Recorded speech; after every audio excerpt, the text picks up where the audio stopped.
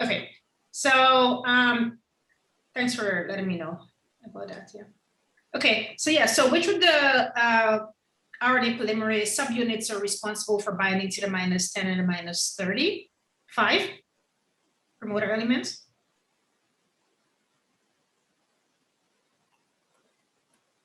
Right, so the sigma factor, exactly, right? So we have additional elements that are present within that promoter that is important for regulating transcription as well. One such element is this up element, which is -40 to -60 upstream of the transcription start site. And this element really helps to enhance or stimulate transcription for certain promoters within E. coli. In addition to these up elements, there's additional elements that are found within the promoters, which is further upstream, which you cannot see here, but it's further upstream. And these elements are called enhancers. So they also contribute to transcriptional activation. You'll see when we talk about eukaryotes, you will see that eukaryotes can also have elements upstream in their promoter that also help to not necessarily activate transcription, but it can also repress transcription depending on the gene and also depending on the context. So while the sigma factor recognizes the core promoter, -10, -35, what recognizes the up element, right? So several experiments were done to show that the alpha subunit, which contains, so there's 2 molecules of the alpha subunit, seems to be important for recognizing this up element within the promoter. So if we were to look schematically at this RNA polymerase enzyme, what you see is that you have this RNA polymerase multi-subunit protein, and the different subunits are recognizing different regions within the promoter. So sigma factor 10 and -35, and this up element, which contains 2 molecules, so they function as a dimer, will recognize that up element. And the way that these experiments were done was to really look to see whether or not the RNA polymerase is able to transcribe RNA in promoters that contain that up element or have some variation to that up element. Okay, so instead of mutating the protein, you mutate the DNA sequence that the protein will recognize. And then they also did additional experiments where they also mutate the protein. So they mutate that alpha subunit, right? So it's kind of switch. In one case, in this case, they're mutating the DNA sequence of the promoter, and here they're mutating the protein in combination with the DNA sequence. So I'll walk you through these experiments very briefly. So what you're looking at is a gel, right? This is an agarose gel. The bands you're looking at is RNA, okay? So what has been transcribed. They're labeled so you can actually see the bands on the gel. And these 2 experiments are exactly the same samples, except the protein that is used is the wild type RNA polymerase. And here you have an RNA polymerase where the alpha subunit has been mutated, okay? Within each lane are different versions of the DNA sequence or the promoter regions that you're trying to transcribe. Lane 1 and 2, which is -88, contains the wild type version of the up element within this RRNB1 promoter. Okay, so you guys remember RRNB1 promoter is a gene in E. coli that codes for ribosomal proteins, and this is what we've been looking at structurally for the last couple of lectures. So this contains the wild type version of that promoter. So the up element is functional, it's there, and it's present. The promoter element for, let me use this because okay. So this contains a promoter from the transcription start site to -88. Okay, so this is the length of it. So this includes the up element, as you remembered, right? That the up element is, I'm going to go back just for context, right? -40 to -60, right? So it's contained from the transcription start site all the way up to -88. So all of these elements are present within that -88 fragment of the promoter. And in the third and fourth lane, what you have in those particular lanes is it's referred to as sub. So what it have is an irrelevant sequence between -41 and -59. So -40 to -60, which is the up element, the region the up element is present in.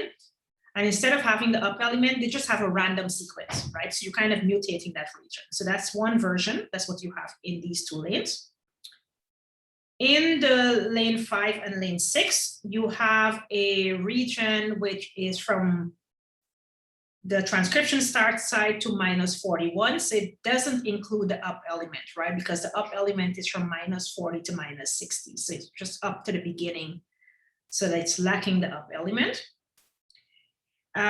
Lane 7 and lane 8 is a different promoter of a different gene. So LAC-UV is a different promoter.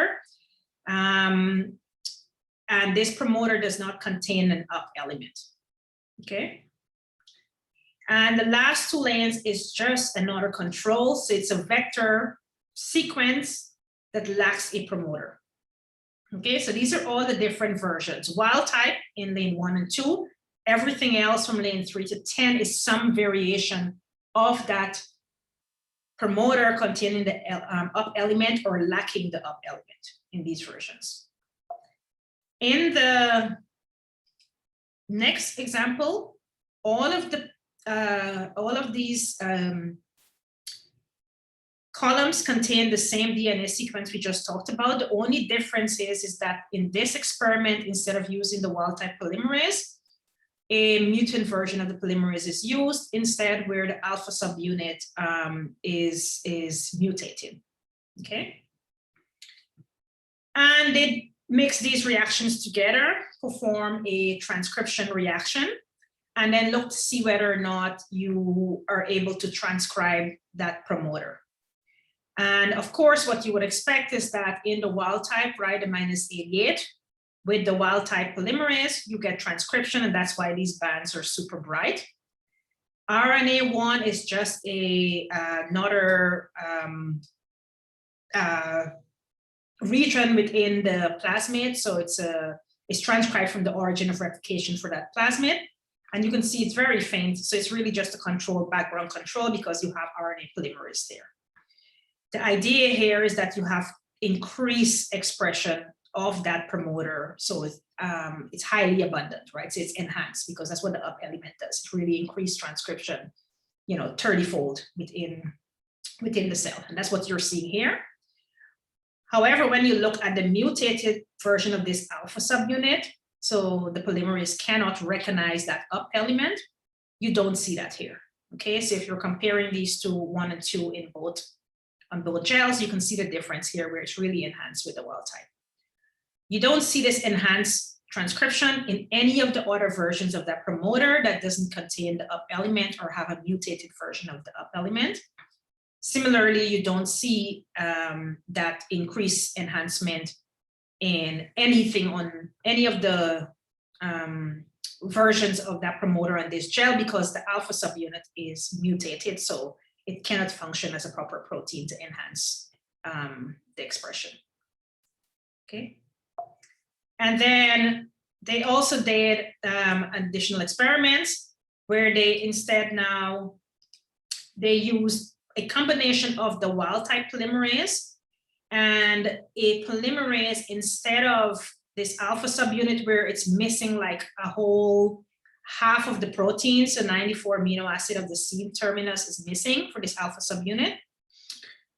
They use where they just did a 1 amino acid change. So the length of the polymerase is the same. It's just an amino acid change. So it's one base, one nucleotide base that was changed. So it changed the amino acid for that particular RNA polymerase.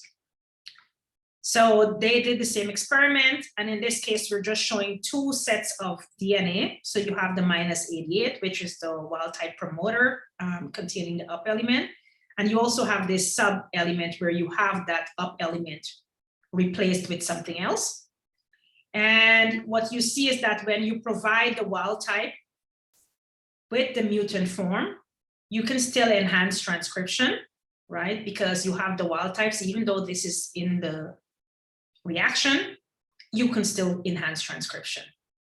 Similarly, if you were to just use the wild type here, right? So these 2 wells, you're using the wild type, you also enhance transcription.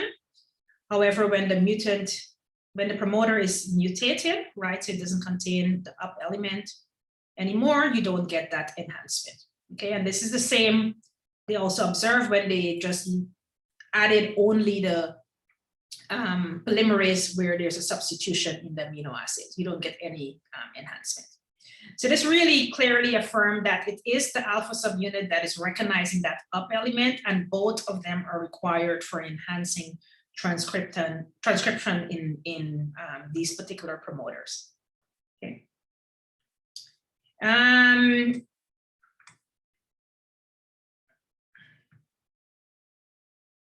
So yeah, so okay, so I saw that you guys are answering each other's questions. So yes, so the sigma factor recognizes the region in the promoter, so it does interact and guide the core enzyme to initiate transcription.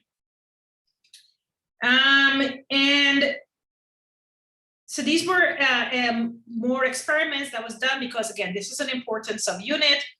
Some genes in bacteria and also in eukaryotes need to be expressed at really, really high levels, right? So the gene that we were previously discussing, this RRNB1, is a ribosomal protein in bacteria. So there's 7 ribosomal proteins in bacteria. They're absolutely required for, before I tell you what is required for, do you guys know in general what ribosomal proteins, what role ribosomal proteins play in the cell? Whether it's bacteria or eukaryotes, have you encountered work on ribosomal proteins? Yeah, protein production, right? So they're absolutely critical, as you'll see when we talk about translation, right? These are the proteins that allow for translation to happen, right? So if you need a lot of translation in certain contexts in the cell, you need to be able to produce a lot of these ribosomal proteins. It's an important protein in bacteria. So having the promoters being enhanced by having this up element is really important. So in addition to using that transcription experiment to look to see whether or not this alpha subunit can bind to this up element and increase or enhance transcription, they also did further experiment to show that the alpha subunit is actually interacting at that location within the up element, okay? So in order to do those type of experiments, they did a very similar experiments to what we saw in the last lecture, right? Where we were looking at,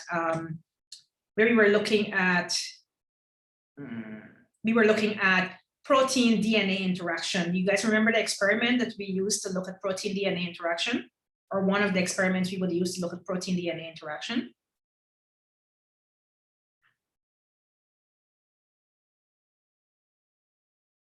If I asked you a question saying, okay, you identify this protein and you want to see whether or not this protein really interacts with this promoter or piece of DNA, what type of binding assay would you do, or biochemical assay that you would do in the test tube to determine this? Yeah, so you radioactively labeling, so definitely that's one option, right?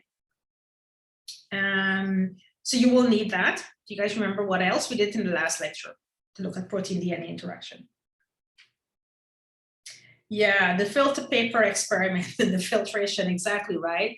So that binding, the filter binding assay, right? So you want to look over that and remember that that's one way you can test whether a protein binds to DNA, right? Is by using this assay, right? You have a protein, you label your double-strand DNA, you mix them together, You put them through a filter, and then you examine that filter to see whether or not your DNA is bound, right? And if it's present, if your label is present on that filter, that suggests that your protein is binding to your DNA. Otherwise, your DNA would literally flow through the filter, okay? So the other type of assay that is quite often used and used extensively today to study genome-wide which protein is actually, or the regions within the genome that a protein is bound to. Okay, it's called a DNase footprinting assay. And the DNase being an enzyme, so DNase is a nuclease, an enzyme that it follows the name, so it cleaves DNA. And footprinting because what it leaves behind is a footprint where, so it leaves an area which is being protected by a protein because a protein was bound at that region. And this assay is quite commonly used to look to see exactly the location or the nucleotides that's being recognized or bound by a particular protein. And the way that this assay works is you have your double-stranded DNA, you need a label, right? So you add radioactivity to one end of this double-stranded DNA.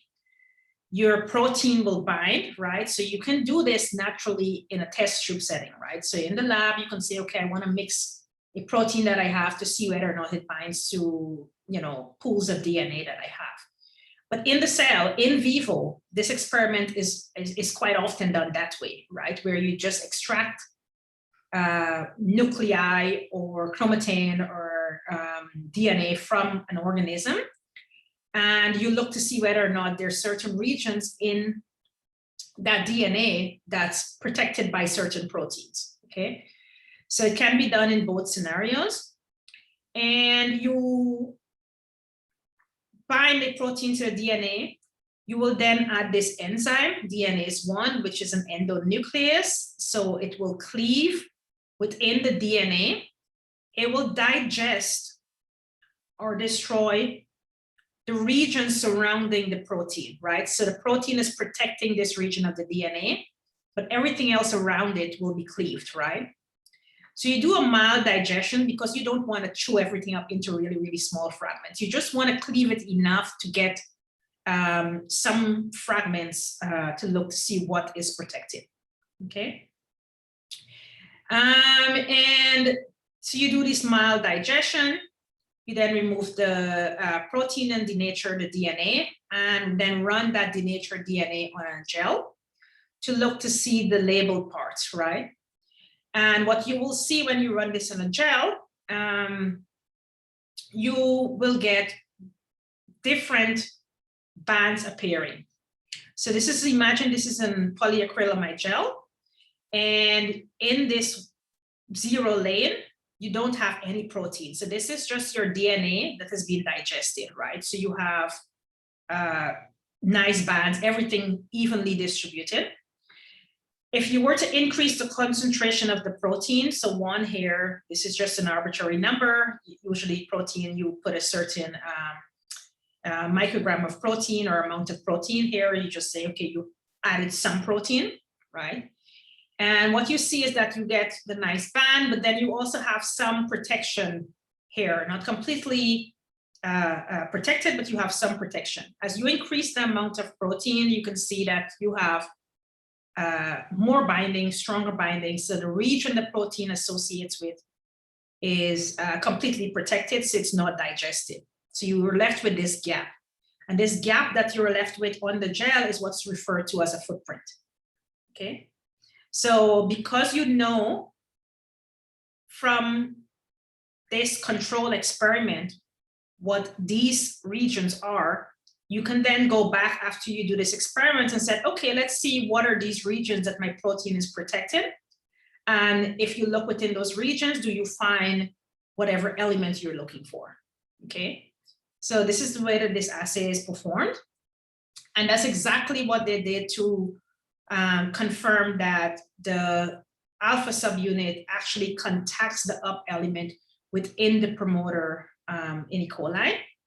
And the way that this is an actual experiment, an actual gel that has been published. And in this experiment, again, they're using RNA polymerase, the full RNA polymerase, and then they're also using the alpha subunit by itself without the rest, which they can do, different concentrations of that alpha subunit, and comparing it with the our RNBP1 promoter, which contains that up element. So these markers represents the distance within that promoter. So -20 in the promoter, -35, -63. The up element, you guys recall, is present between -40 and -60. Okay, so this is the region where the up element is expected to be. So when they did these binding experiment by adding different concentrations of either the alpha subunit or full length or the complete RNA polymerase complex, you see two things. So all of these lanes shows you the protection of the up element, right? Because it's just the alpha subunit. So it's completely protected. As you increase the concentration, it gets cleaner and cleaner, right? So you have less, you don't see the background bands anymore. When you add the full length RNA polymerase, you have this protection here as well of the up element. But why do they see an protection here as well?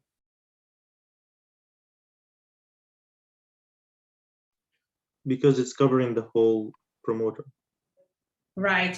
Yeah. So, and that's because they're using the whole RNA polymerase. So within that RNA polymerase is also the sigma factor. So then the sigma factor is recognizing, right, your -10 to -35 region as well, right? So that's where you're able to see exactly where things are binding.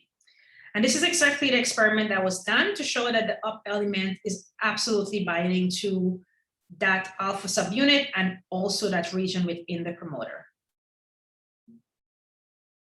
So as I said, the footprints of the up element caused by the whole enzyme. So both of them are present there. So that's kind of the assays that are usually done to determine whether or not a particular protein is bound to DNA. There's many other techniques as we'll talk about as we go through, but try to remember the filter binding assay and also this DNase footprinting assays as options to look at whether a protein interacts with a particular DNA sequence in general, okay? So we'll talk now about the key steps in transcription. So this was just getting you familiar with the promoter, the structure of the gene, the important parts of the polymerase that are making contact with that DNA for initiating transcription. So now we'll talk about the different steps as briefly as I can in terms of transcription, okay? And but before we continue, I want to randomly throw something out there at you guys again, right, in terms of a poll, so that you can start thinking about this. We just discussed this, and we also discussed this in the last lecture. And this is more related to RNA polymerase.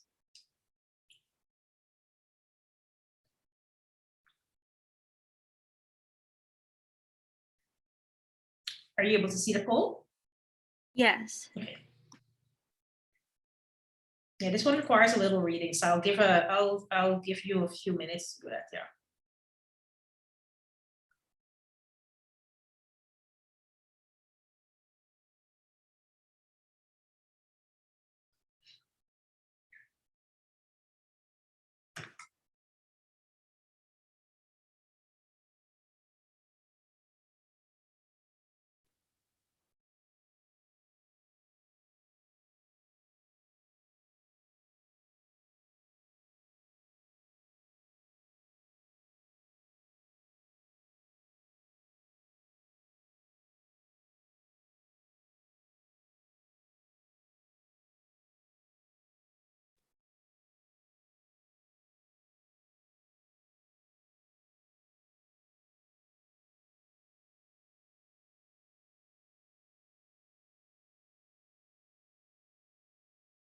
And this can really be an exam question, right? So it's the type of question that you would expect to see on an exam as well.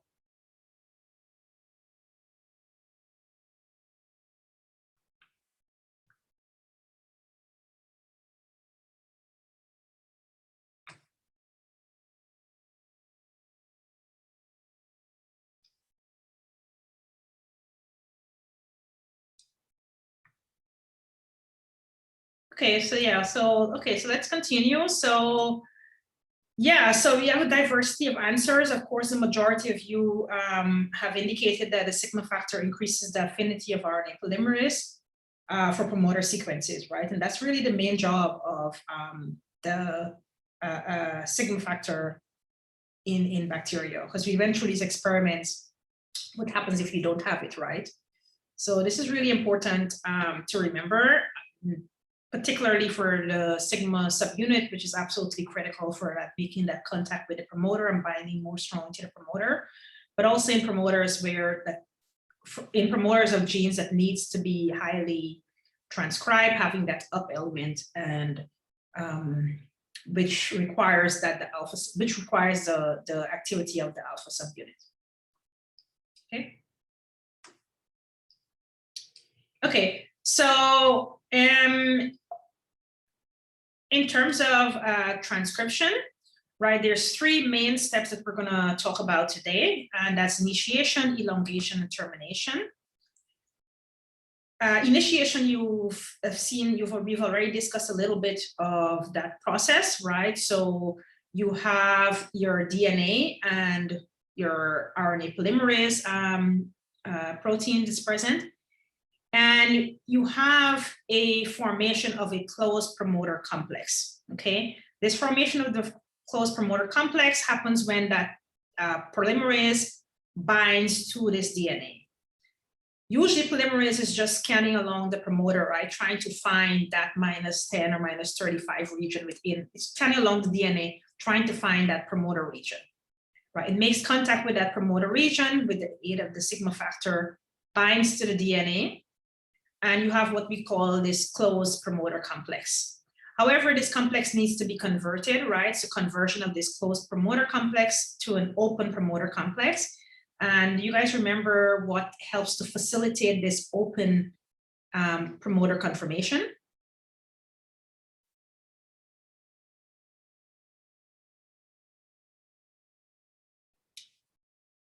So yeah, so helicase, right? So within the other parts of this holoenzyme, you have, and it's perfectly fine, you have other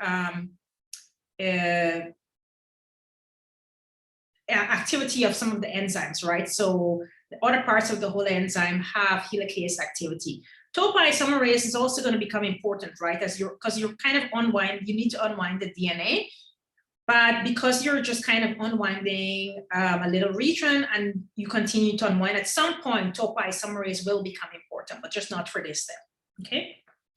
So once this happens, this open complex forms, you have what we call incorporation of a few initial nucleotides, right? So it kind of makes these small transcripts to make sure that everything is working, right? So it's making these what we call, it's more like abortive transcripts. So they're made like just really short. And just to make sure that everything is working at this location of the DNA.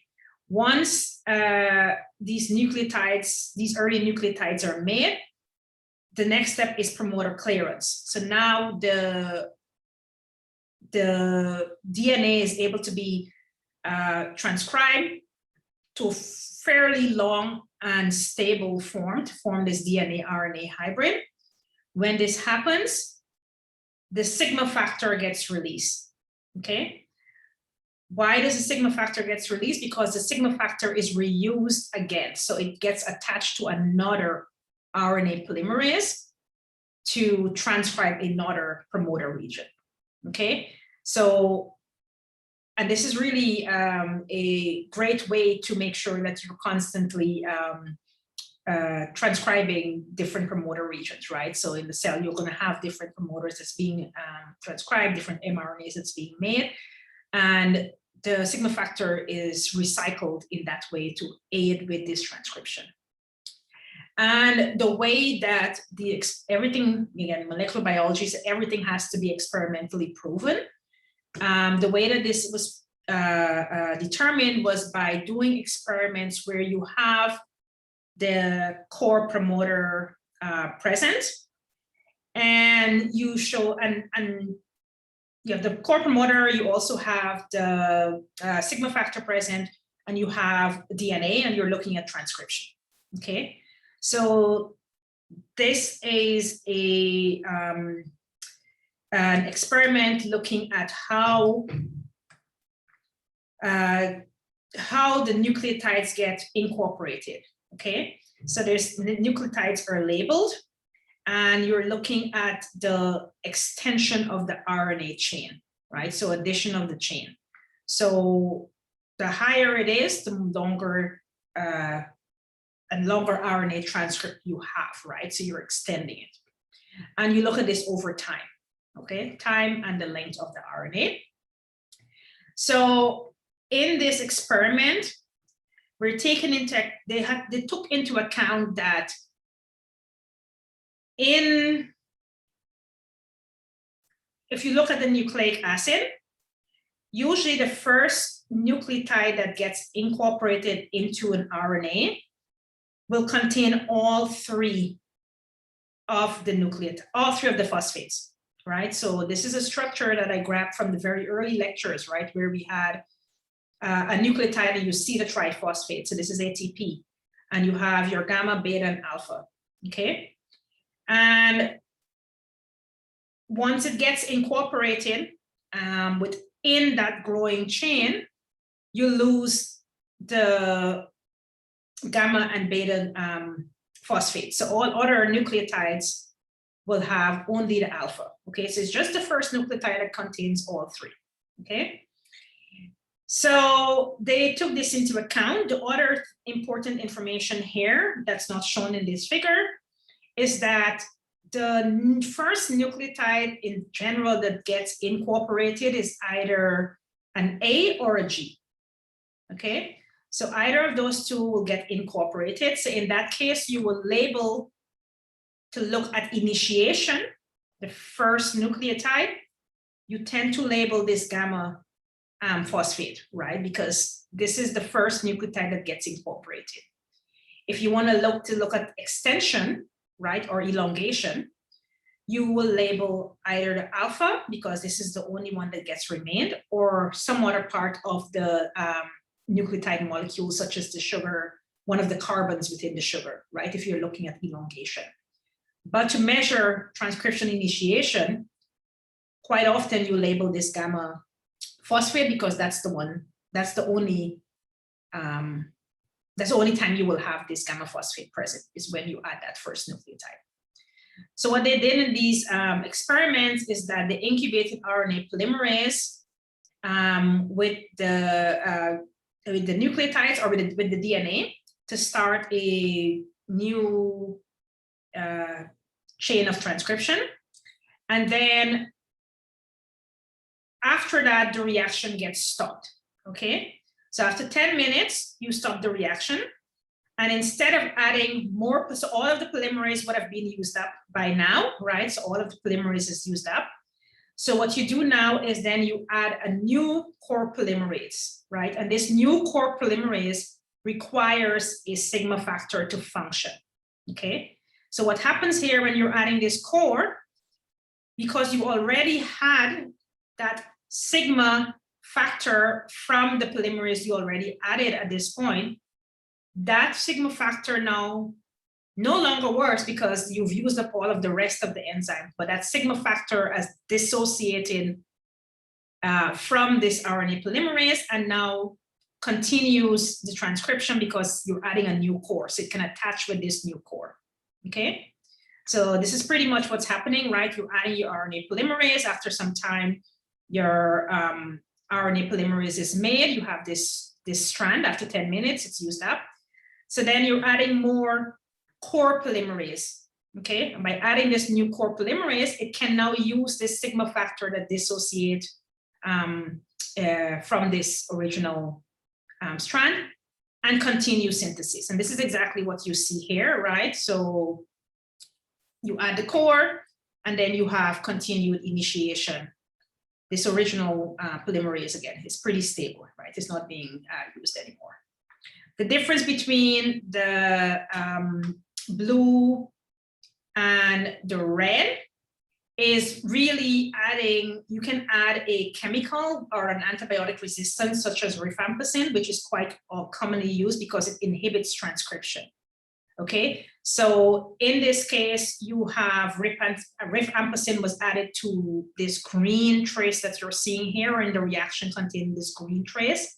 And you can still see that even in the situation where you're forcing the inhibition of transcription, you can still get transcription happening by adding this core.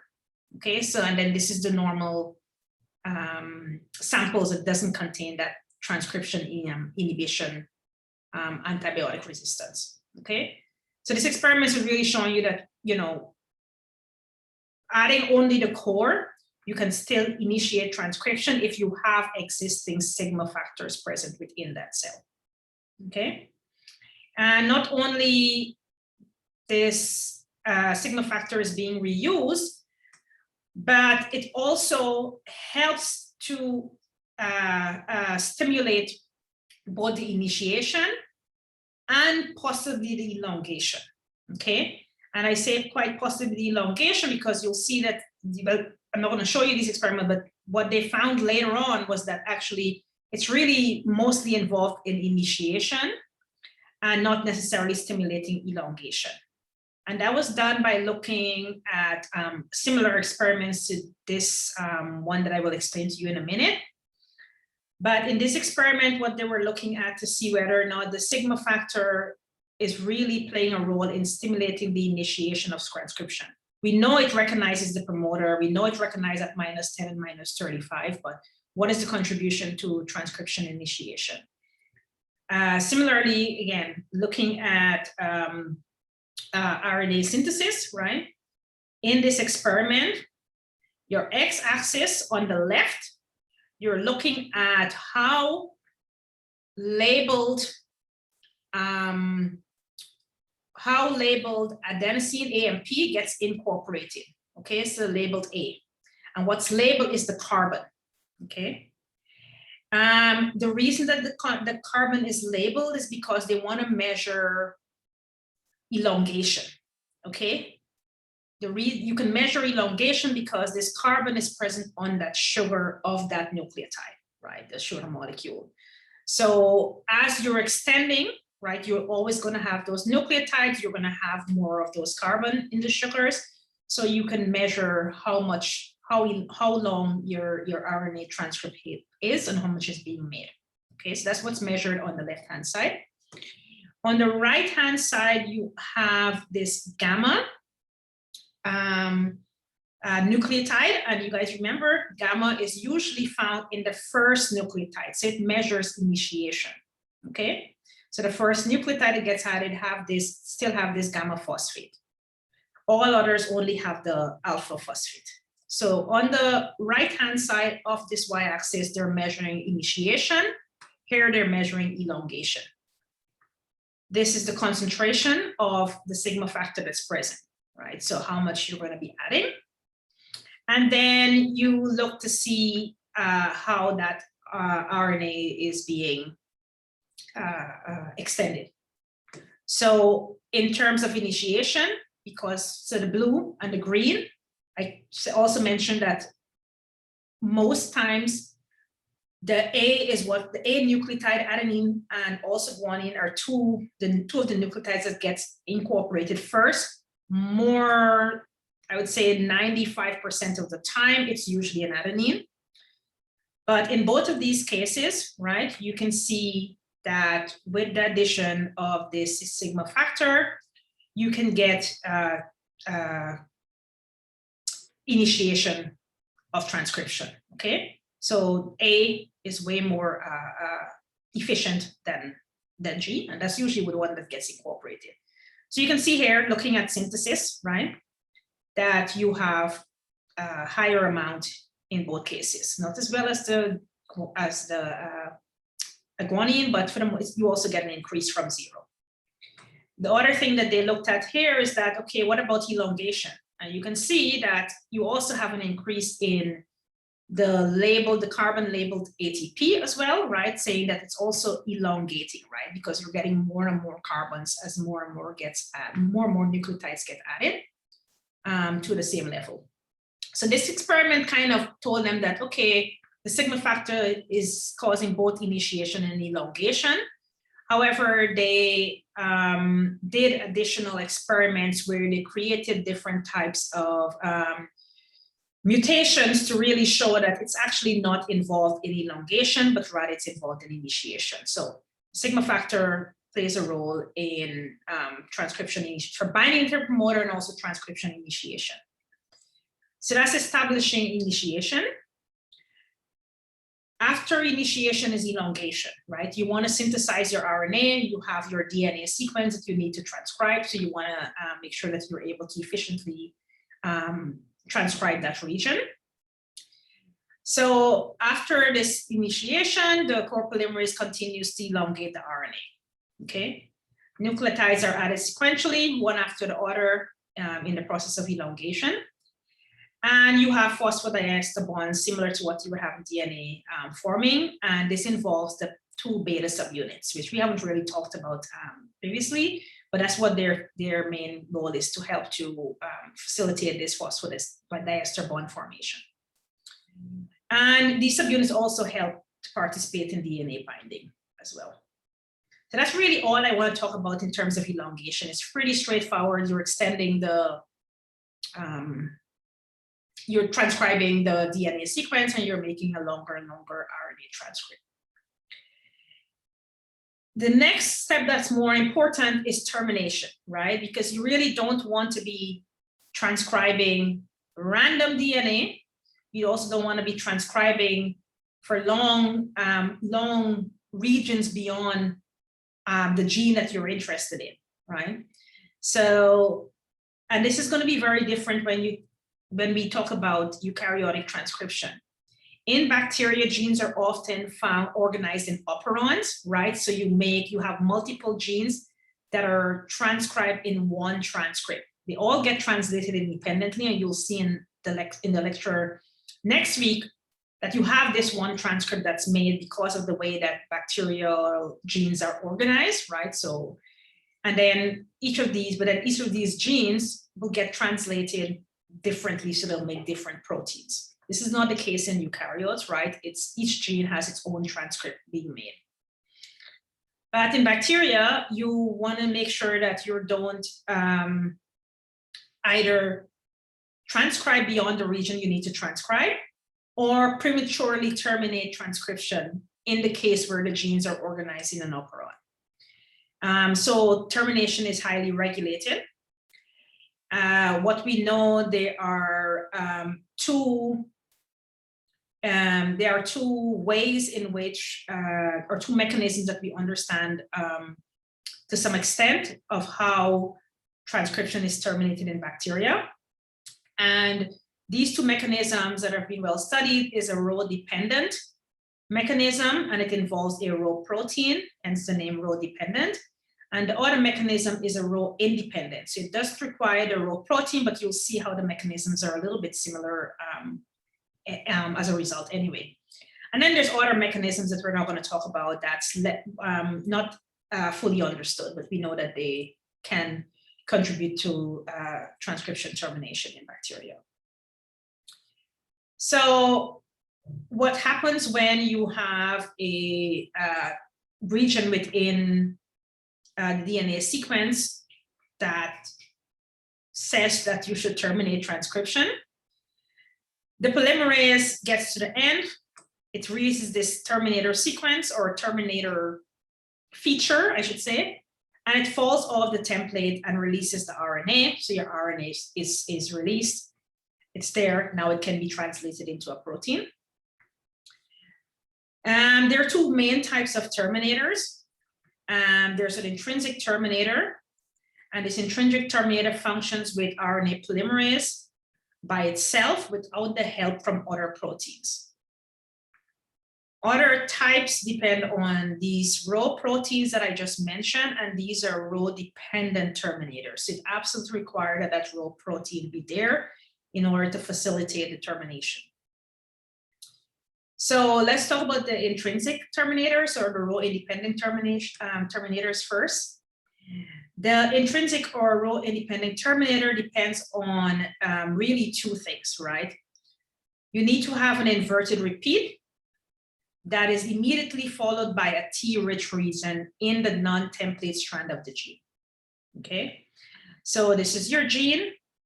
You have a inverted repeat that will form this stem loop structure within that RNA. And you will then have a string of T's that are present in the non-template strand of the DNA.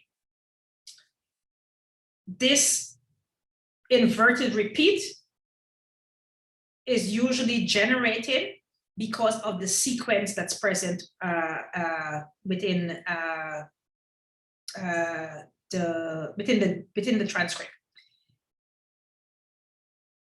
This inverted repeat will base pair, it will kind of almost fold back on itself and create this kind of hairpin structures. Because you have a hairpin structure, the DNA polymerase cannot continue.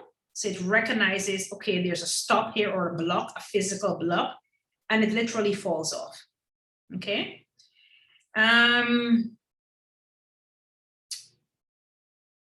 In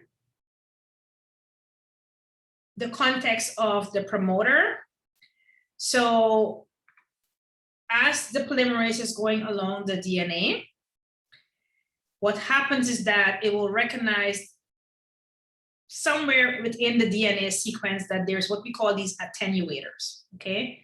And attenuators are just regions, DNA sequence that causes the premature termination. So it recognizes these attenuated regions, which again, the composition of this sequence is really important for forming that hairpin and also this T-rich region, right? So it's kind of in there, intrinsically there in the DNA sequence. The E. coli TRP attenuator, and this is TRP because this is a gene that codes for tryptophan in E. coli. We'll talk more about that in the next lecture.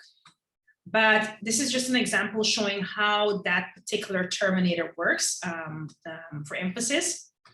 And what happens is that within that DNA sequence, you have this region, right? So this is the promoter, you're transcribing along the promoter, and you have this attenuator region, okay? Your transcript will be made if this attenuator is able to terminate transcription. So it's not always a given, right? So if it's fully functional, it will terminate transcription. If it's weak, right, so the attenuator fails, you will continue to transcribe, okay? And you can tell whether or not you have a functional terminator sequence within your DNA by running a gel, right? So you get two different transcripts because you know where the length of the transcript that you're expecting. So this attenuator region is important because it can be functional if you have, again, an inverted repeat that will allow for this hairpin structure. And then you also need to have a string of T's present in this non-template strand. This transcript is using this bottom strand, so you have a string of T's in this top strand, okay, the non-template strand. Why is this important? Because it kind of helps to destabilize the RNA polymerase with the DNA, okay? So it says here that you have base pairing of something to the transcript to destabilize this RNA DNA structure. What that something is still really not clear, right? But we know that something causes this destabilization to happen. When this destabilization happens, because of the sequence that's present in that template strand of the DNA, and of course it gets transcribed, this hairpin structure will form, right? This hairpin structure causes the polymerase to pause, right? Because again, it starts to destabilize this entire structure. So as it's forming and it's getting longer, it's almost like it's pulling the transcript out of this open complex that's being formed. And it kind of, the polymerase recognizes that something is not right, so it pauses. And that pause is enough for the transcription to terminate, okay? There's a string of U's or T's in that template strand, right? It is non-template strand. And this string of U's that gets incorporated as a result downstream of this hairpin, the bonds are very weak, so it quickly gets released from this complex, okay? And whether or not it requires a poly-U tail. So in this context, you need we usually call the poly-T because it's really the DNA sequence, the T's in the DNA sequence, right? So you have this string of T's that's present, right? It will be transcribed into U's, but it's really the T's that's present, okay? So it recognizes this structure and gets destabilized, and you're pretty much kicking out, you're pretty much evicting the RNA from the complex. And this is the intrinsic termination. All it requires is just structurally this inverted repeat and string of T's and your polymerase. In the row dependent, which requires additional factors beside the polymerase and those physical structures within the DNA, you would need this protein, which is called a row protein, to help with that termination, okay? There's no string of T's, but the inverted repeat is present, okay? This row polymerase will bind to RNA, sorry, this row protein will bind to RNA polymerase in the elongation complex, and it helps to dissociate or break this RNA DNA hybrid, right, to terminate transcription.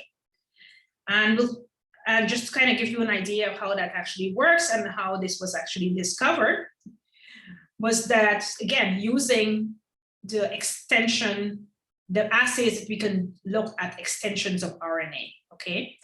We already discussed that you can measure synthesis, right? Or initiation of transcription. And you can also measure elongation. And in this case, they're measuring elongations based on how many U's get incorporated, right? Because it's an RNA. So they're labeling U in this case to measure elongation. And you're adding different concentration of the row protein. So you can get initiation. So the red line is showing you, right? You can get initiation and you also get elongation. Okay, so you're getting, it's high, so initiation of transcription, and it's also high in terms of elongation, okay? And the more row protein you have, you can see that this is what's happening. And when you look, so sorry, you're getting initiation, but the level of elongation is pretty much the same. So I apologize, yes, you're at initiation with the red strand. The green one is the one that shows you the incorporation because you're measuring how many U's you have, so how many U's get incorporated. And in this case, you can see as you're adding more row protein, you're getting a decrease in elongation because you're terminating transcription. Okay, so you're getting shorter transcripts in this way. And this is consistent with what they observed, that this protein is involved in termination, right? So as I mentioned, you have synthesis, but this is kind of almost kind of flat, right? So it's not really affecting transcription initiation, okay? While when you add a row protein and you're looking at the extension or elongation, you can see that you have a significant decrease in the elongation here. So you're having much shorter transcripts being incorporated.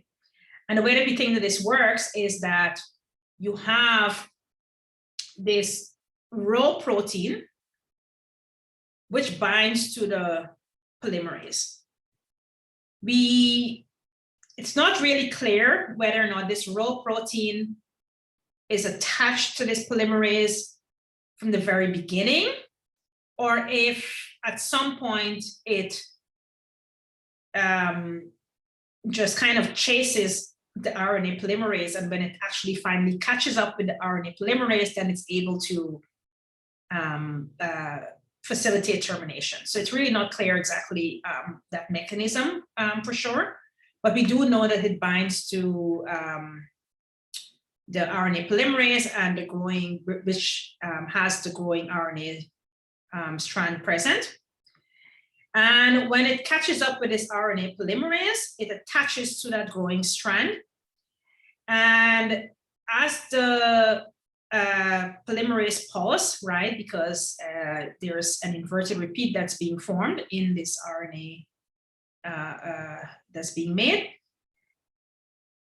this Rho protein helps to pull this transcript out of this polymerase complex, right? So it helps to unwind this RNA from this DNA complex and really terminates transcription, okay? And this is kind of how this Rho protein is able to function. It also has helicase activity. So because it has helicase activity, it can really help with unwinding that DNA, okay?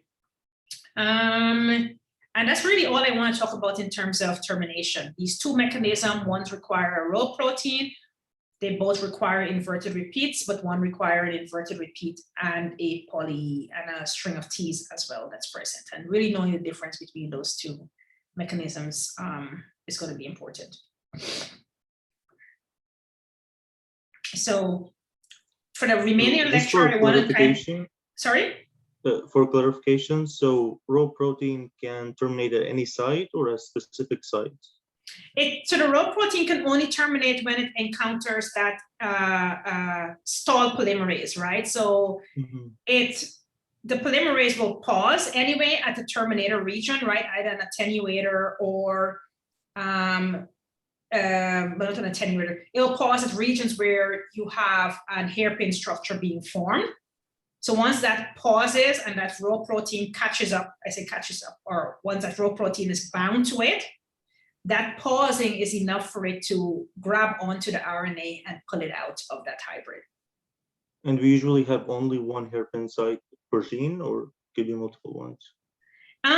So it depends. For most genes, you will have just maybe one terminator, maybe you have two, but it really depends on the gene that you're looking at, yeah. Because in the previous slide, we were getting like different transcripts that have yeah, different so right. So in this here? No, not this one. No. It was like, yeah, that one here. This the one? Green? Yeah. Yeah, so the green one, right. So you're going to get a pool of different transcript because you're going to have many different genes in this pool. So you're not necessarily looking at just one gene here. So you're looking at a pool of transcript within that cell. Yeah. Oh, so you're not just looking at one promoter here. So you're looking at whether or not it affects transcription within the cell. So you're going to have multiple different transcripts depending on the gene that's being transcribed.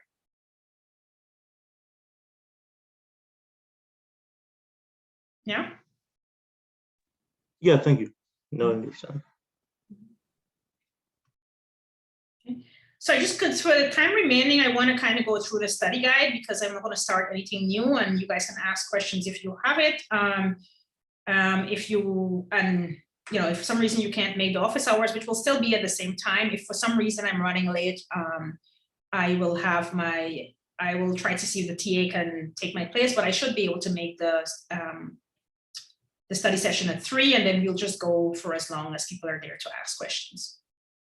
Okay. So as you're going through the study guide, so I'll go through the things that I think are a way to start studying for this exam. You've probably already been studying for this exam, and you also had discussion discussions every week. And I think that should also help to prepare you for the type of questions you will ask and what the material that we want you to really focus on. So, and this is not all inclusive, right? So if there is something on this, if there's something in the exam that's not in this study guide, it doesn't mean that, I mean, this is just a guide, right? So you want to kind of focus on these aspects, but for the most part, what's on these study guides, you're going to have some aspect of this material on the exam, okay? So for lecture 1, you guys already did a great job telling me what the central dogma of molecular biology is. Absolutely critical. Again, if you take nothing away from this class, you need to understand the flow of genetic information and to some extent, a summary of what might happen at each of those steps, right? So what's happening around when we're looking at DNA, the level of DNA, what's happening at the level of RNA, and also what's happening at the level of protein or at a level of protein, right? So that's really important. And that's how the course is really designed to get to that, to get through that flow of genetic information. We talked a lot about in the beginning about how they identify that, you know, that DNA is actually the genetic material, right? So getting an understanding of the Griffith, Avery, and Hershey and Chase experiment. These are the only 3 experiments for this context that you will need to understand, right? I mean, there's many others historically that we talked about, but we discussed more in detail these 3 experiments. It really laid the foundation for understanding that DNA is the genetic material. Understanding what are the components of DNA, RNA, and the sugars of DNA and RNA. And I think that this is more related to understanding structurally the difference between DNA and RNA. Understanding the structure of DNA is important because DNA is replicated and synthesized and RNA is transcribed, right? 5' to 3'. So understanding why that is, right? Where is the incoming nucleotide being added is important. This is also important structurally for DNA, as you saw with all of these experiments we just talked about, being able to add a radioisotope label to DNA, right? You're adding it to a particular phosphate, right? So the 5' phosphate is always free, right? Depending on whether it's a nucleotide, the first nucleotide that gets added will determine whether you have a triphosphate versus just a monophosphate, right? And which of those gets labeled depending on what you're looking at. The structure of DNA is also super important in terms of sequencing, right? Our ability to be able to sequence DNA relies heavily on the structure of the nucleotide, right? And trying to understand why that is. What's different in our sequencing reaction that helps us to use the structure of DNA to facilitate sequencing a particular piece of DNA or RNA. Polarity of DNA, right, is important, right? This is, I think, for everything, right? Whether you're doing primer design, whether you're looking at restriction enzyme sites, understanding polarity of DNA is going to be critical for the material that's going to be covered in the exam, but also for the later lectures. DNA base pairing rules, what nucleotides base pair with each other. I think you guys all know this because you've seen it in previous classes. And also understanding how DNA gets denatured, the ways you can denature DNA. How is this related to the different reactions? Like how is denaturation related to PCR amplification, right? And what's being done. How you might be able to anneal DNA, or how you might be able to anneal, for instance, an oligonucleotide or a primer to your DNA, right? So there's certain conditions that need to be met. Understanding the melting temperature and what influences the melting temperature, right? So I think this is all what was in lecture 1 that I think you should try to focus on. Any questions about that?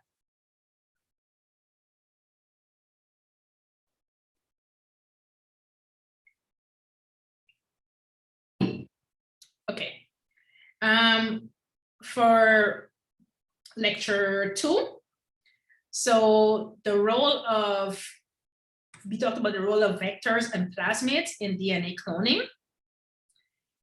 Understanding the different types of vectors that you can use to clone DNA, right? We talked about 2 main types of vectors. You guys remember what they are?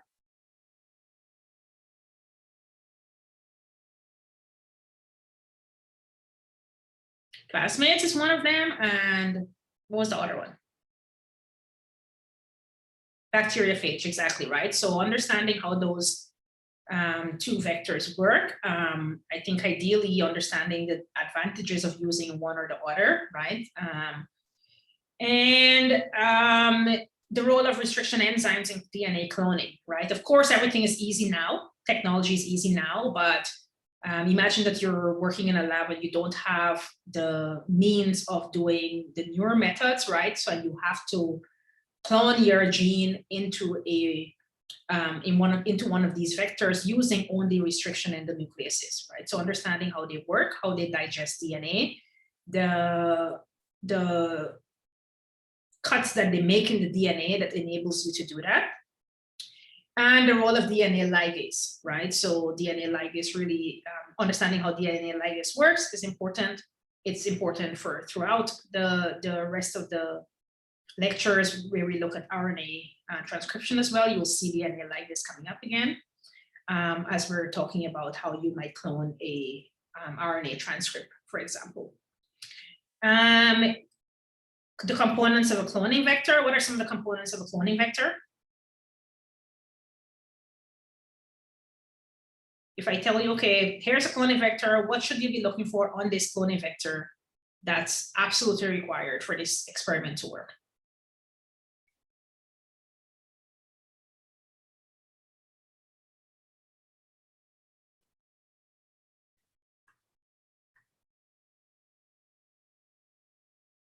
Yes, selectable marker is one, yeah.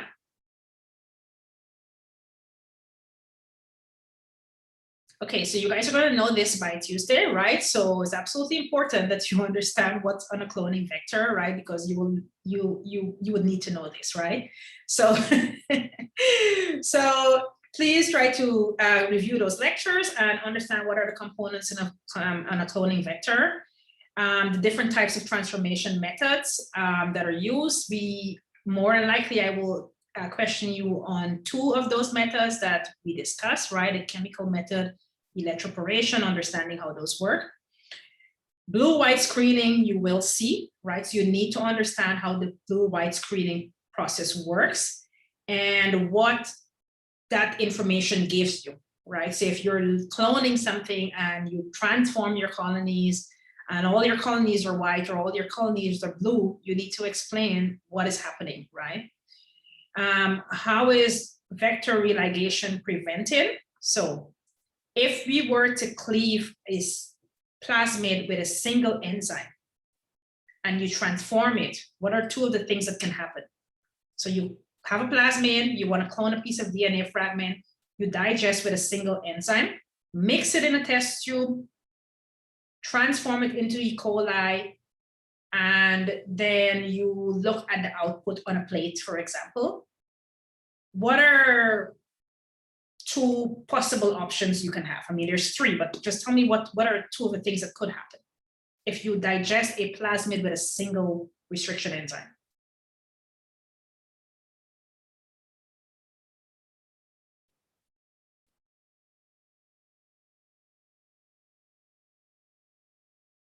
Yes, it becomes linear, okay.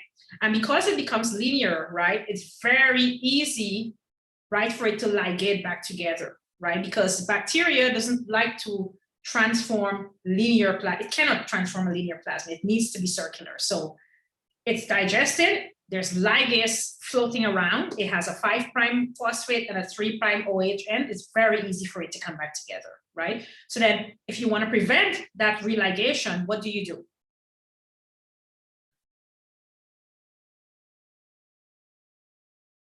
Definitely, you can use tool restriction enzymes and start over. Absolutely, that's one option. But what is the other way that you can do that? If you cannot use tool restriction enzyme because you're limited, you can remove the 5' phosphate. And how do you remove the 5' phosphate? Exactly, by using alkaline phosphatase, right? So these are really important for you guys to understand how this works, right? So go through those slides, looking at that. Phage vectors, understanding how phage vectors work. And I think for this, because it's such a complicated process, we don't use it as much in real life right now for many different things. So I think understanding that phage vectors are really different from other plasmid, that you can clone really large chunks of DNA, right? And that's really kind of really the main thing that you want to think about. Yeah, why is it different from just a regular plasmid or cloning vector?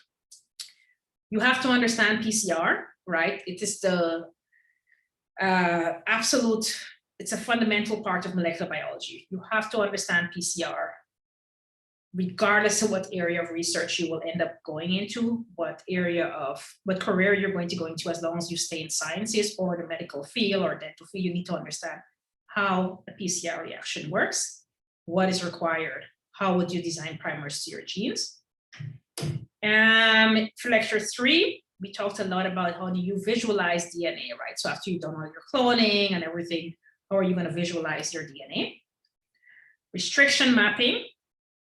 There's an example under course materials that we went that's there. You need to understand how to create that map.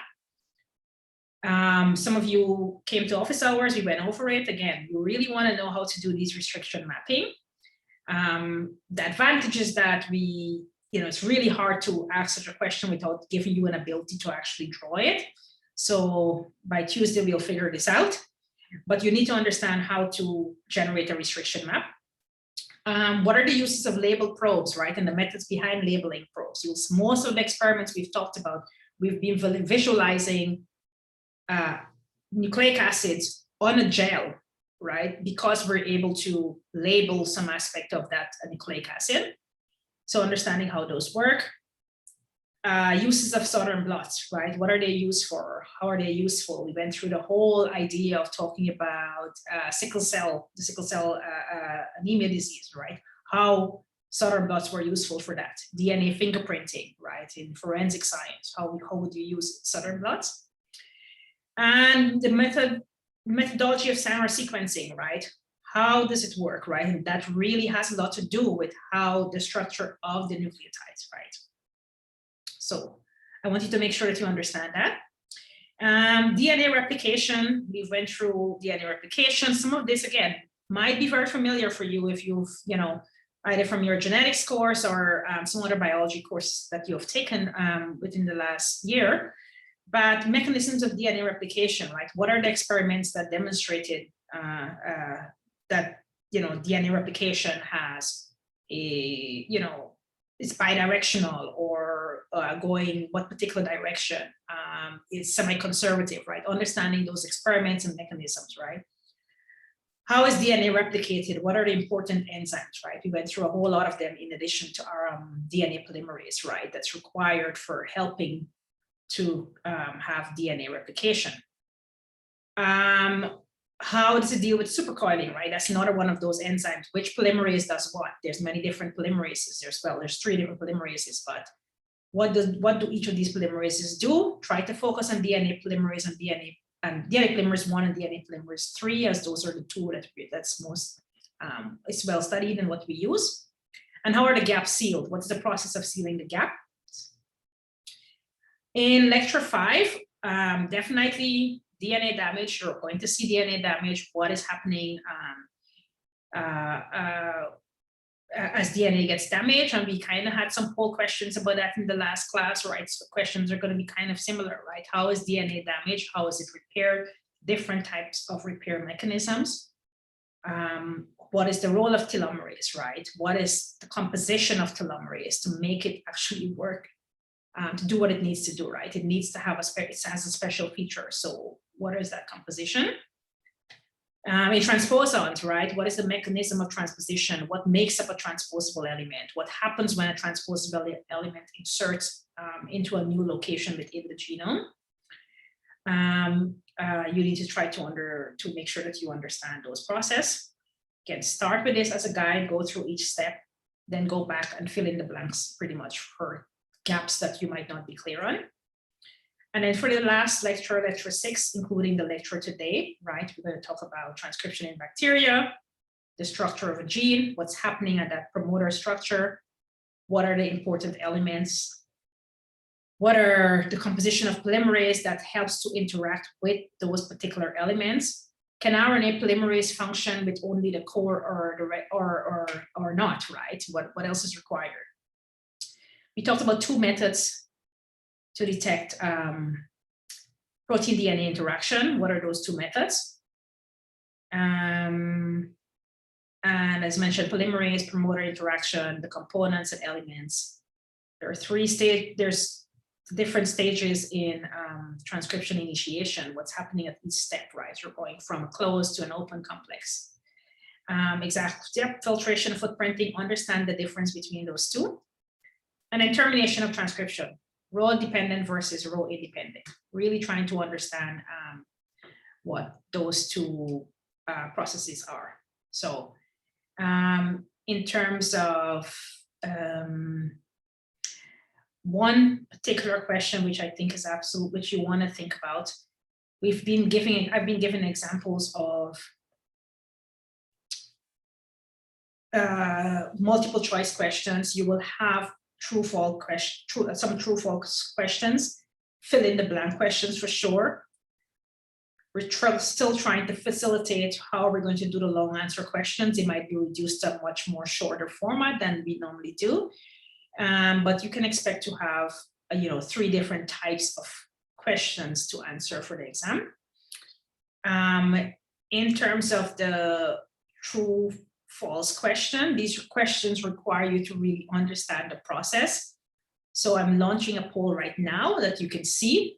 This is the type of question that you can expect to see when I'm thinking of true false questions. So it's not just, does RNA polymerase do RNA or DNA, right? So you really need to understand what is happening, okay?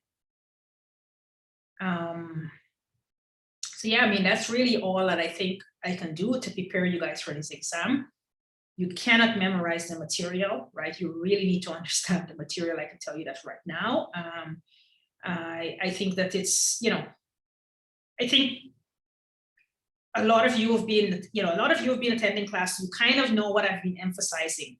I know that these lectures are recorded, and you probably feel comfortable just going through the videos and understanding. But I think there's a lot to be said by attending the class, right? Because there's lots of questions in the chat which you don't have, that your fellow class members are asking, that I think are actually pretty interesting questions that I can pull from when I generate these exams, right? So these are kind of the things that you want to think about. So it's not sufficient to just watch the videos. I think it's really important for you to go through the material, go through the lecture slides, follow this study guide, try to see, do you understand each of these steps, and then what else is there? Yeah, what else is there that you try to understand?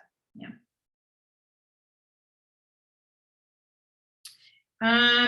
So I'm not able to do office hours on Monday.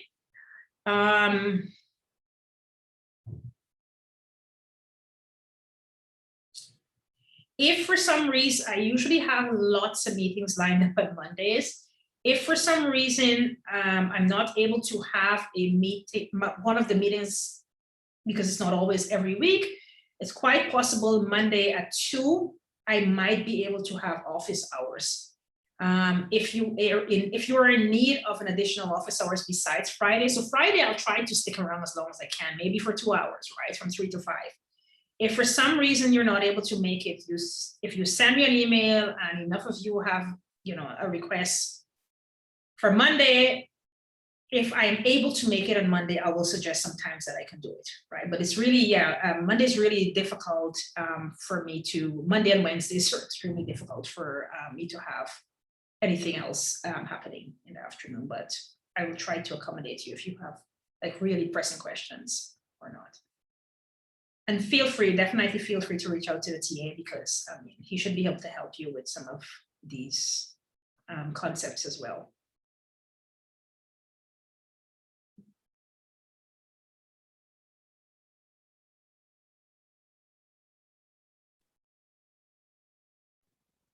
Professor, Yes.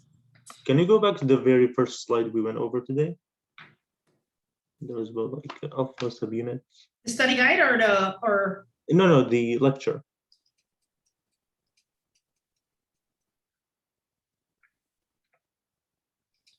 here? No, not this one. It was about the alpha subunit experiment. Yeah, this one. So yeah, these stuff at the top, minus 88 and SUB. So minus 88 is the whole promoter, right? Including the up elements. Yeah. SUB doesn't include the up elements. The Just the rest of them. yeah, the SUB doesn't contain the up element. It's the same length as the minus 88, but instead of having the up element between minus 40 and minus 60, it's just a random sequence. So it's not an up element, it's just some random sequence they grabbed from somewhere in the genome and then placed it in there. It's not even the promoter, like has nothing to do with the promoter. Exactly. Okay. And for minus 41, it's the same exact sequence as the promoter minus The up element, right? So it's from +1, the transcription start site to minus 44. So it stops like right before you get to that up element. Okay, and what about the rest of the controls, like vector and lac? So the LAC-UV is a lac promoter for the gene that synthesizes lactose, and that gene does not contain an up element. Oh, okay. And So it's just a promoter with no up element, and then the vector is really just the same. a vector with that actually doesn't even have a promoter. That's right. Okay, thank you so much.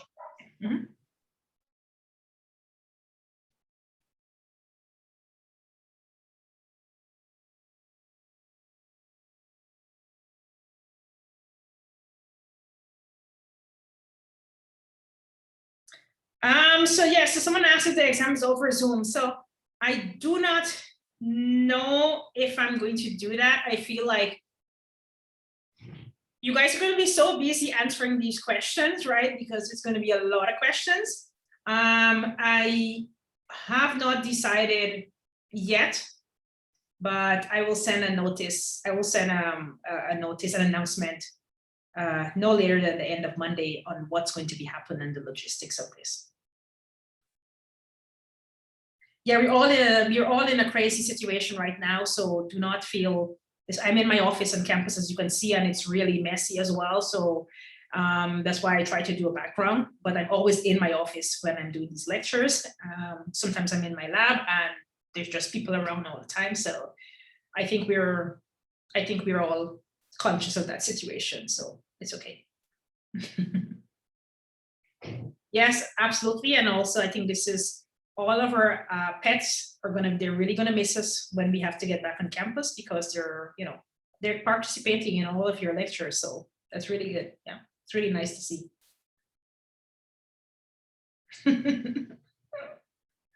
So yes, we'll see. I mean, I haven't, I think, you're going to be so focused on answering these questions that it's, I don't really know what's going to happen. Yeah.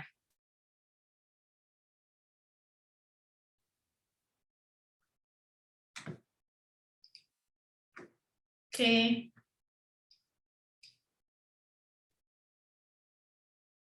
Bye, Jasmine. Have a good day. Bye, Madison. Professor, may I see the study guide for lecture 6, please? The study guide for lecture 6. Yes, that would be helpful. Thank you. Okay, 1 second. Bye, Connor. Bye. Yeah, bye, Connor. This one, yeah.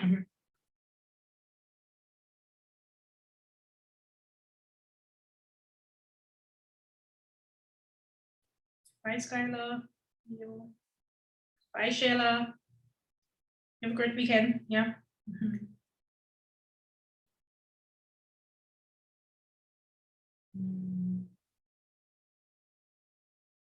Yes, I'll post a study guide on iLearn. Thank you, Professor. Mhm. Have a nice weekend. You too.